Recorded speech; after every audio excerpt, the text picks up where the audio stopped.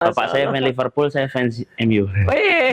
Baik bapak ya, itu sampai tidak nafsu makan. Bapak dalam dan ibu itu pasti melewati pergolakan batin dan kritik dari kakeknya.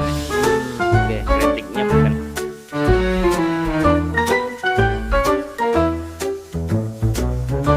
Assalamualaikum warahmatullahi wabarakatuh. Salam. Perkenalkan, saya dari Forum Ayah Jawa Timur. Jadi pada kesempatan ini kita akan bincang-bincang tentang seperti nama forumnya, tentang ayah ya. Jadi Forum Ayah, maka kita ngomongin tentang ayah. Pada kesempatan kali ini saya menghadirkan salah seorang guru ngaji. Beliau ini anak sahabat saya, ya, anak sahabat saya. Jadi saya tidak mengundang ayahnya, tapi saya undang anaknya, putranya gitu itu. Kenapa? Agar beliau itu bisa sedikit banyak bercerita tentang ayah. Ya. Tentunya cerita-cerita yang di sini yang bisa diambil sebagai pelajaran adalah cerita-cerita positif ya. Nah, perkenalkan saya tamu kita kali ini Mas Gulam. Mas Gulam siapa? Muhammad Gulam Al-Faruqi. Muhammad Gulam Al-Faruqi. Ya. Ya. Oke, jadi profesi beliau ini sebagai guru ngaji sehari-harinya di berapa majelis ini? Utamanya di satu ya, saya di Yayasan Mutiara Hati diamanatkan jadi pembina Al-Quran. Oh, Masya Allah, ya, pembina Al-Quran. Artinya sehari-harinya tentu saja selalu berhubungan atau berinteraksi dengan Al-Quran. Saya pada kesempatan kali ini kita akan sedikit ngobrolin tentang ayah ya. Mungkin mobil khusus itu ayahnya Mas Gulam ya, atau mungkin secara umum ya, tapi khususnya itu ayahnya Mas Gulam. Kita akan ngobrol tentang sesuatu yang positif yang bisa kita ambil sebagai pelajaran buat semuanya, ya, buat semuanya, dan atau sebagai hikmah ya, sebagai hikmah agar kita semua itu bisa belajar dari situ. Mas Gulam tahu ya, kalau susu itu kena nilai setitik dia maka rusak susunya itu semuanya itu. Ya. Kalau ibarat ini kan kopi ya. Ini kopi nih. Kopi kalau dimasukkan ke susu warnanya bukan putih lagi tapi ini yang pengaruh ini warna kopinya ini. Okay. Mungkin bisa sedikit ceritakan ini, bisa ceritakan tentang ayah, bagaimana kehidupannya, bagaimana kehidupan ayah, kemudian apa pengaruh yang paling besar, hal yang paling berpengaruh buat Mas Gulam itu dari sosok ayah ini, mungkin bisa diceritakan. Baik, sebelumnya saya itu sebenarnya secara fisik sekurangnya hampir 16 tahun pisah sama bapak ya. Paling cuman setahun 2 kali, setahun sekali aja pulang. Bahkan di COVID tuh saya 2 tahun tuh nggak pulang. Jadi bertemunya hanya via online. Itu Mas Gulam posisi sekolah apa bagaimana? Kuliah lanjut bekerja di Jakarta Pusat. Oh gitu. Enggak, selama 16 tahunnya itu ngapain aja? 16 tahunnya itu mondok juga. Saya mondok. Di Ibnu Abbas itu sampai 2015, terus langsung dari itu ke Jakarta sampai 2024. Jadi memang rentang waktu 16 tahun itu satu waktu yang cukup lama ya. Jadi sempat nggak mengalami yang namanya semacam kehilangan ayah atau fatherless atau apa gitu? Alhamdulillahnya itu bapak menyiasati dengan cukup baik ya. Jadi saya itu satu santri yang cukup sering berkomunikasi dengan orang tua ya. Bisa dibilang hampir satu pekan tuh 2-3 kali lah saya izin untuk pinjam telepon ke pondok itu untuk berkomunikasi sama bapak sama ibu. Biasanya bapak itu sebagaimana laki-laki ya, biasanya lugas ya, to the point. Gimana hafalannya, gimana, gimana kondisi, gimana, semua ditanya sama bapak. Kalau ibu kan lebih mikirin saya, maksudnya cara kamu gimana sehat. Kalau bapak tuh mikirnya secara umum. Jadi saya ngerasa kayak terus dilihat sama bapak gitu. Jadi bapak tuh bahkan tahu posisi saya hafalannya di mana, sudah sampai surat apa, bahkan walaupun secara fisik jarang bertemu. Karena bapak kalau Bapak menanyakan soal hafalan, berarti ini kan ada satu apa namanya, satu hal yang menjadi obsesi Bapak atau untuk Mas Gulam gitu ya. Sekarang Mas Gulam itu hafalannya Ya, alhamdulillah banyak. banyak, maksudnya berapa juz? Eh, aduh, Lompat-lompat gitu ya? enggak sih Oh, enggak, sebenarnya. nggih. Sebenarnya berurutan. Oh, nggih. Alhamdulillah sudah menyelesaikan hafalan. Masya Allah, tabarakallah, nggih. Ya, itu tidak sia-sia itu artinya pertanyaan Bapak seperti Ya. itu, nggih. Kontrolnya. Kalau Luar biasa. diingat-ingat Oke. lebih awal flashback tuh saya belum sebenarnya sebelumnya bukan di Klaten tapi di Depok. Jadi itu Bapak dan Ibu itu pasti melewati pergolakan batin dan kritik dari kakek nenek. Nggih. Kritiknya bukan kritik biasa, kritik keras. Masya Allah. Karena kebetulan saya tuh satu cucu yang cukup disayang ya sama Allah. kedua pihak dari ibu Oke, bapak. oke. Jadi ketika dikirim ke Depok itu semua bertanya ini ngapain? Karena di Oh, tahun dikirim itu ke kan Depok gitu ya. 2008 bukan masa-masa kayak sekarang ya. Nggih. Dimana anak-anak mondok itu oh ya udah biasa aja gitu. Apalagi dulu belum ada kayak PPDU di Malang. Nggih, nggih. Jadi kayak mondok opsinya itu terbatas. Apalagi pondok tahfidzul Quran tuh nggak banyak di tahun itu ya. Nggih, nggih. Nah, Bapak itu melihat ada beberapa tempat. Nah, salah satunya Baitul Quran itu namanya. Cuman masalahnya memang tempatnya di Depok. Dan itu luar biasanya. Ya, akhirnya Bapak Ibu melewati masa-masa itu dengan Oke. baik. Bahkan yang saya ingat tuh ceritanya baik Bapak ya. Itu sampai tidak nafsu makan dalam perjalanan pulang ke Malang. Mengantar saya ke Depok. Ya Allah, ya. Jadi Masya Allah. Jadi melepas putra ya. Tunggal. Tunggal. Itu Baitul Quran. Baitul Qurannya itu Ustadz Musli Abdul Karim. ya waktu itu belum ada Beki Cirata, Beki Sragen itu belum ada. Sebentar. Ini saya ini pakai kaos Ya. Beki Sragen ini. Para pengurusnya kebetulan kalau nggak kakak kelas, teman sekelas atau adik kelas saya yang sekarang di Beki itu. Oh, Itu teman-teman saya dulu di awal-awal masa berdirinya Beki. Nggih. Qadarullah ya. Jadi saya kaos yang saya pakai ini kaos Beki. Masya Allah. Nggih. Oke ya. Jadi ini satu pencapaian yang luar biasa bagi orang tua nggih dengan anak tunggal nggih, baik bapak ataupun ibu ya. Jadi tentunya apa namanya? Biasanya anak itu apalagi semata wayang itu disayang-sayang ini. Kok bisa nggak jauh-jauh ya? Kalau bisa nggak jauh-jauh. Tapi ini malah dikirim jauh ke Depok dari Malang, ini luar biasa. Atau mungkin ada hal apa yang membuat Mas Gulam itu waktu itu bisa ditinggal gitu? Sebenarnya kok bisa ditinggal belum bisa waktu itu. Okay. Karena emang ya normalnya anak tunggal ya. Kemandirian tuh belum terbangun sebaik saat ini gitu. Istilah belum penuh gitu. Belum penuh. Bahkan saya tuh mencuci baju, mencuci semua urusan pribadi saya itu saya belajar dari Mufti. Mufti itu putranya Pak Taufik. Oh ya, Mas Mufti ya. Itu saya belajarnya semua dari dia itu. Bukan dia nyuci saya ikut, saya lihat. Saya belajar ngudek dan masukin takaran sabun sampai jemurnya itu saya belajar dari beliau. Karena emang ya anak tunggal nggak pernah belajar hal-hal yang seperti nggak pernah ya, belum terbiasa. Itu umur berapa itu? 13 harusnya. 13 tahun. Lulus SD. Lulus SD nggih. Masya Allah ya. Tapi sekali lagi ya, jadi perjuangan Bapak sama Ibu itu benar-benar kalau buat saya ini tidak sia-sia, betul-betul meraih pencapaian yang luar biasa. Mungkin seperti harapannya Bapak sama Ibu ya, khususnya ketika menghafal Quran, apalagi yang diharapkan kalau bukan 30 juz itu tadi. Masya Allah. Nggih. Ya, berkaitan dengan ini nggih. Kalau hal lain ya, barangkali ada hal lain yang membuat Mas Gulam itu sangat terkesan dengan Bapak. Bapak itu orang yang buat saya luar biasa ya. Beliau kan ada keterbatasan di kesehatan. Jadi di setiap pagi itu sedikit sulit beraktivitas karena kesehatannya. Jadi pagi itu memang lebih sering full di rumah, baru bisa out itu siang ketika cuacanya udah lebih hangat. Tapi dengan kondisi seperti itu beliau terus isi waktunya dengan baik.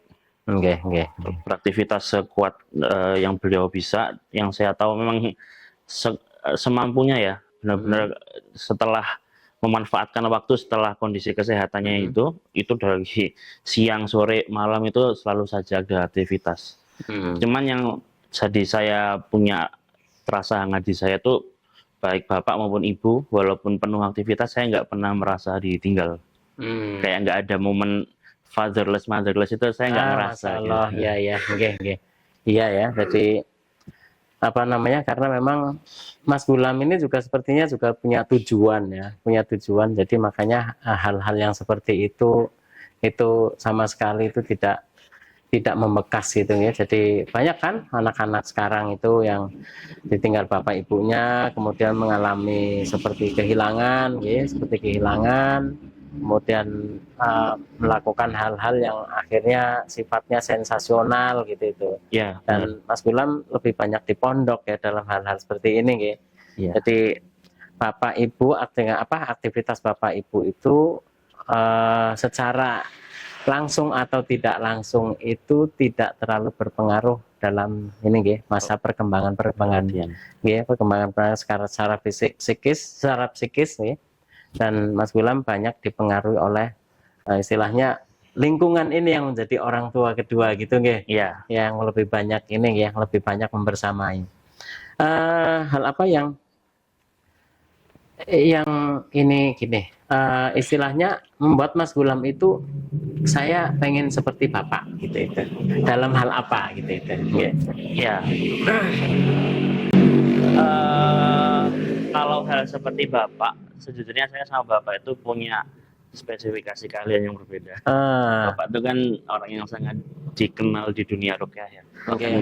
Di beberapa kawasan internasional itu juga bapak dikenalnya ya orang ahli rukyah gitu. Sementara saya sendiri tidak mewarisi hal itu sejauh ini ya. Mungkin suatu hari saya bisa mungkin, tapi untuk saat ini saya bukan berkecimpung di dunia ya. Cuman yang saya lihat itu bapak itu orang yang kalau sudah yakin dengan pilihannya, yakin dengan apa yang beliau dapatkan dan pelajari itu, beliau akan pegang teguh dan akan syiarkan ke semua orang gitu. Bapak itu kan melalui jalan hijrahnya tidak mudah ya. Kakek saya dulu bukan orang yang pro dengan keislaman pada masa mudanya bapak ketika berkuliah gitu. Bahkan cenderung agak berlawanan. Tapi bapak yang saya dapat ceritanya itu di masa kuliahnya ketika di Jogja itu sedang membangun pondasi-pondasi keislaman, pondasi-pondasi dakwah. Itu bapak menyisihkan separuh uang saku yang dari kakek itu untuk kemajuan dakwah di sana. Masya Allah. Jadi separuh. Ini bapak ini anaknya orang pajak. Jadi kakek saya orang pajak. Jadi kirimannya kalau ceritanya nggak sedikit gitu, tapi dipotong separuh sama bapak diserahkan ke dakwah. Masya Allah. Jadi separuh loh. Luar biasa itu. Artinya itu yang sangat menginspirasi, Ya. Ada hal lain mungkin? Terus dia bapak itu orang yang tepat janji. Jadi bapak itu kan punya banyak janji dengan orang ya. Dan tanpa ada gadget dulu, tanpa ada gadget mungkin HP masih jelek ya, Nokia monokrom itu. Bapak bisa ingat dengan baik siapa yang akan ditemui hari ini gitu.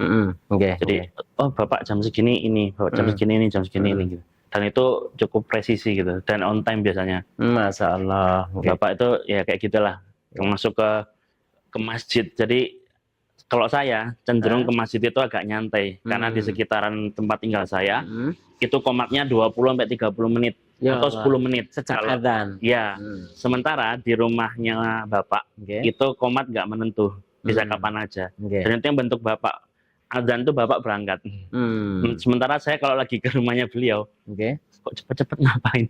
Karena saya terbiasa kan masih nanti komatnya gitu. Iya. Jadi bapak adzan Allahu Akbar tuh udah siap berangkat. Siap berangkat. Iya.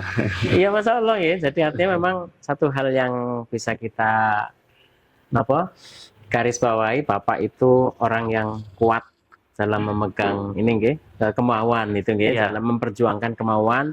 Yang kedua, bapak itu orang yang suka tepat waktu, menepati janji. Yang ketiga, bapak itu punya ingatan yang presisi, Masya Allah. Iya, orang yang mau ketemu siapa.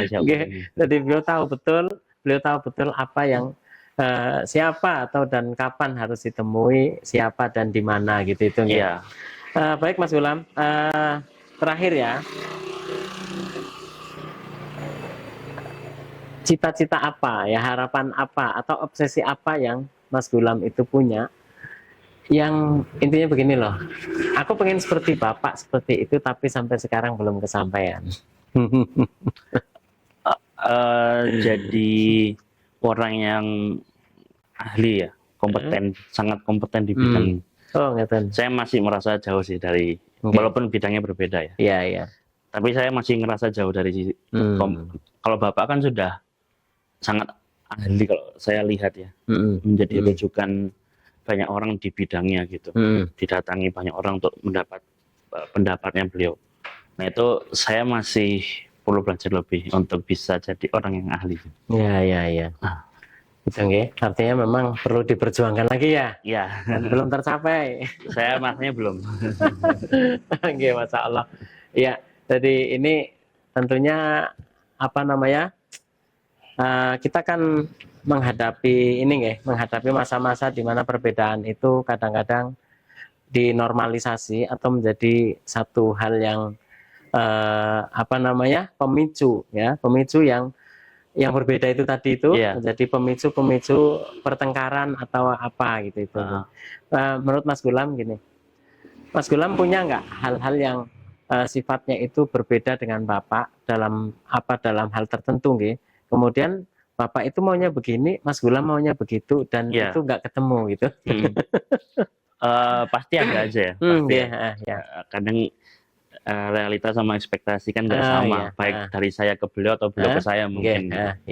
Cuman pada akhirnya kadang kita memilih untuk pertama kadang terkonfrontasi kadang, tapi yang kedua kadang oh ya sudah.